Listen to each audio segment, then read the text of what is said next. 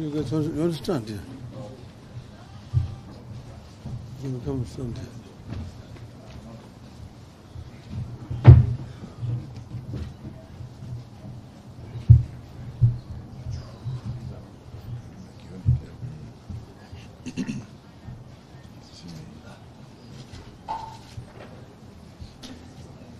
You ready? You ready?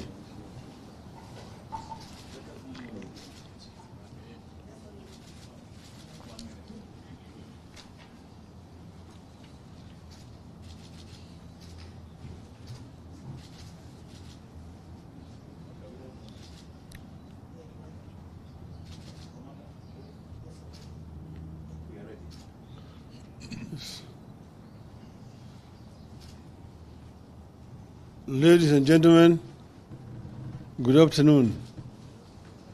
We have a statement on the issue, on the situation in Sondu market in Nyanza, and also about the Kenyan mission to Haiti. This statement is going to be read on our behalf by Honorable Eugene Wamalwa. Welcome. Thank you very much, ladies and gentlemen. In parts of the country and the mayhem currently underway in Sondu. While the latest eruption of insecurity at the border of Kisumu and Kericho County, where scores of people have been killed and many injured in Sondu, huge sections of the country are actually under siege. Al-Shabaab is having a field day, killing our people, including soldiers in Lamu and in far-flung areas like Wajir and Mandera. Insecurity also continues to rage in sections of the North Rift, causing significant pain and loss of life. Let's make no mistake. The violence and mayhem in Sondu is not an ordinary disagreement between villagers. Big names are behind this violence. They include leaders and politicians from neighboring counties and in the national government. We view these latest incidents in Sondu as part of a long, off-and-on history of violence instigated by politicians who have on numerous occasions incited the different communities against each other, and local leaders who have been implicated in these activities. The apparent bias, indifference, and helplessness of security officers in the area, as violence has raged on, clearly indicate that big names are behind the fighting and the mayhem in Sondu. In particular, we are demanding investigations to be carried out against individuals who have been implicated as sponsors of the violence, who include the Kericho County Governor, Dr. Eric Mutai. These leaders must abandon the expansionist tendency through which they are seeking to extend the boundary of Kericho County with a view of claiming Sondu town. We are convinced that this violence is being sponsored by local politicians who have set their claim on part of Kisumu County during the envisaged boundary review that is coming soon. We strongly condemn the senseless murders prevailing in Sondu. We are also concerned over the mistrust that this violence is breeding between residents that is now taking a political dimension. We wish to assure the innocent residents of Sondu from either side of the border that we are in solidarity with them. We urge the residents to put down their arms and to embrace each other as brothers and sisters who have lived alongside each other for years. We are also appealing to the residents to resist and reject those inciting them to acts of violence and lawlessness that brings no value to the actors and the victims. We are calling on the government to immediately bring the violence to an end, and to provide round-the-clock security to the residents of this area. The people behind this violence and mayhem must be identified, arrested, and made to account for their actions. We are concerned over the negative impact of this violence on livelihoods and economic activities in the area. Consequently, we are asking the government to provide support to the families that have been affected by this violence. Such support should include footing the medical bills for those who have sought treatment and helping with burials of those who have lost their dear ones. Beyond Sondu, we are concerned over the increase in terrorist activities in parts of the coast, particularly Lamu, in northeastern. Just about 2 weeks ago, several KDF soldiers aboard a Kenya Air Force chopper died in a crash within the terror-prone Boni Forest in Lamu. We believe this was an Al-Shabaab attack. Attacks by Al-Shabaab militants have become commonplace in Mandera and other parts of northern Kenya, with victims being police officers, teachers, farmers, ordinary residents going about their daily routines. We must never forget that the government has so far failed to address various incidents of insecurity in the North Rift counties of Baringo, Elgeyo Marakwet, and Laikipia. In these places, armed groups, bandits, and cattle rustlers continue to conduct raids on neighboring communities, destroy property, and cause massive displacement of people. These attacks are unacceptable and must come to an end. They paint a picture of a nation that is losing the battle to gangs and terrorists. We therefore find it strange, while the country is clearly grappling with internal security problems, the RUTO administration is taking 1,000 police officers to Haiti to fight a war that is not of our own, on a territory that is far away, over 12,000 kilometers from Kenya. We cannot send 1,000 of our young men and women in uniform in harm's way over 12,000 kilometers away without the people of Kenya, through their elected representatives in parliament, having a say as to whether this is in our national strategic security interest or it's motivated by other interests.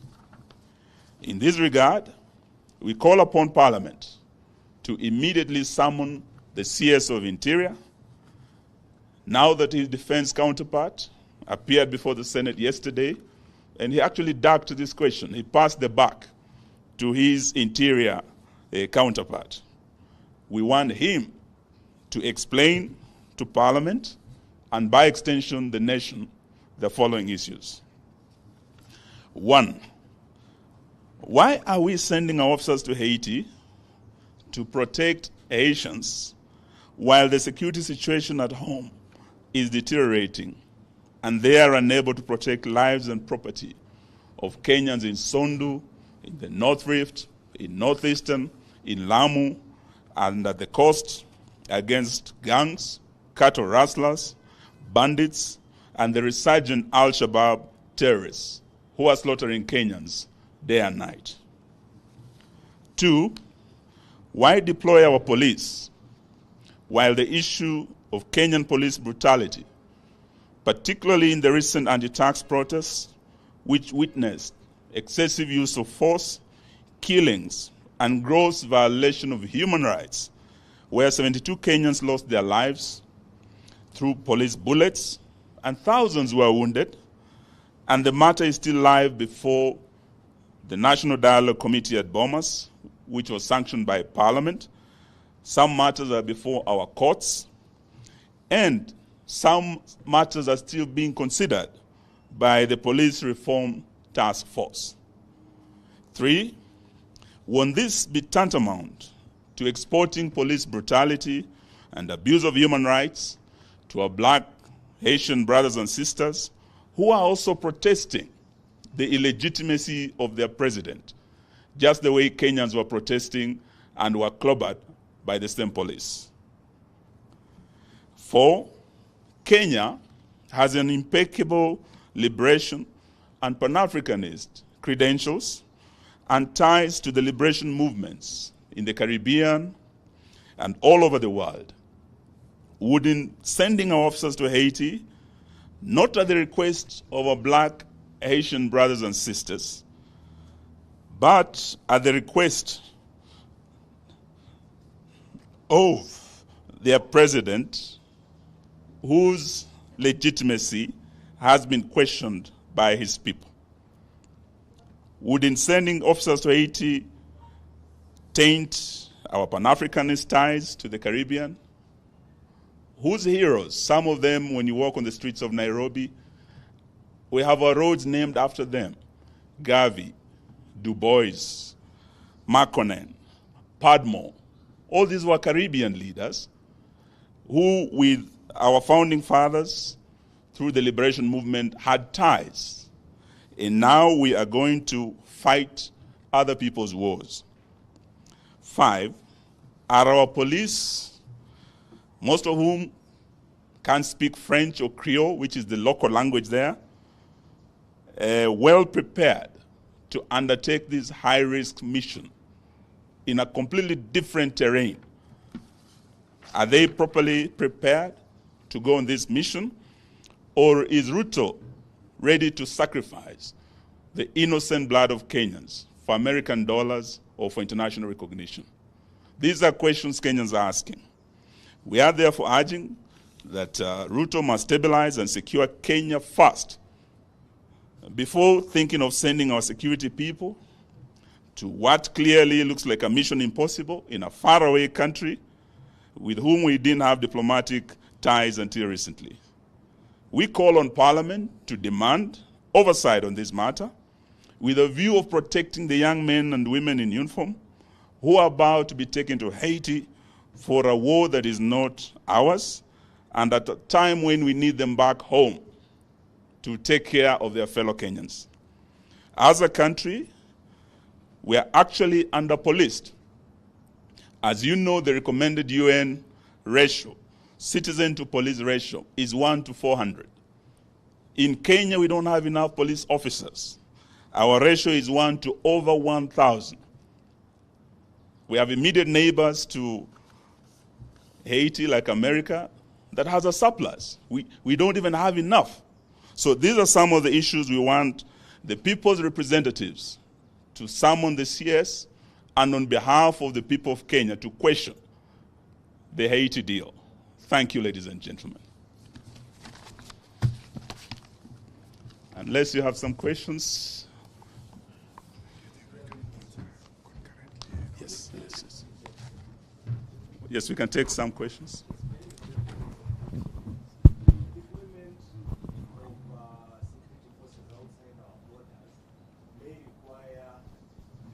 Parliament approval. Is it your position that your members in Parliament will be opposing this when it comes before the House?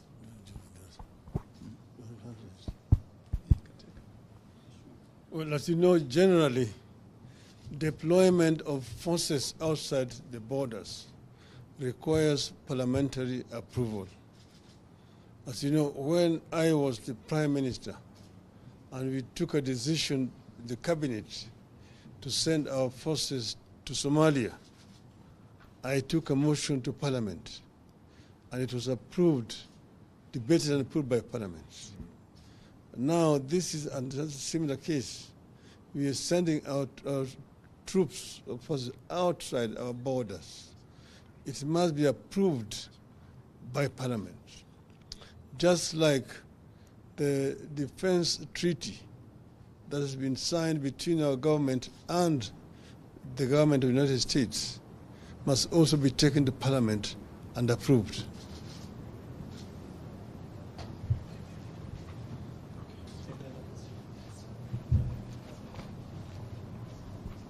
Thank you so much, Seth Olale, Citizen TV. Do you think the latest concerns in regards to insecurity is going to have a negative impact or even derail the national dialogue?